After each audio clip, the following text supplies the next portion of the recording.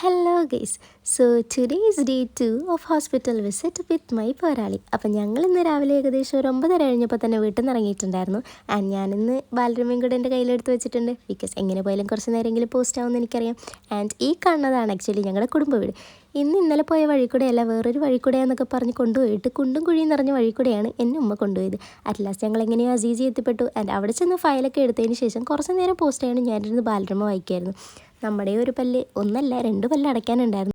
അങ്ങനെ എന്നെ വിളിച്ചു. അപ്പോൾ ഞാൻ കയറി എൻ്റെ 2 പല്ലുമൊക്കെ അടച്ചതിന് ശേഷം താഴെ നോക്കുമ്പോൾ ഉമ്മൻ്റെ 2 പല്ല് പറിക്കാനുണ്ടായിരുന്നു. അതും എല്ലാം കഴിഞ്ഞ് അങ്ങനെ ഞങ്ങൾ 12:30 ആയപ്പോൾ ഏകദേശം ഹോസ്പിറ്റലിൽ നിന്ന് ഇറങ്ങിയിട്ടുണ്ടായിരുന്നു.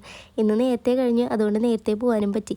പിന്നെ പല്ലെടുത്ത് കഴിഞ്ഞാൽ എന്തായാലും ഒരു ഐസ്ക്രീം കഴിക്കൽ മാൻഡേറ്ററി അല്ലേ. ഞങ്ങളെ വീട്ടിൽ 2 ഐസ്ക്രീമായിട്ട് മേടിക്കാൻ പറ്റില്ല, അല്ലെങ്കിൽ ബാക്കിയുള്ള 2 നമ്മളെ വെട്ടും.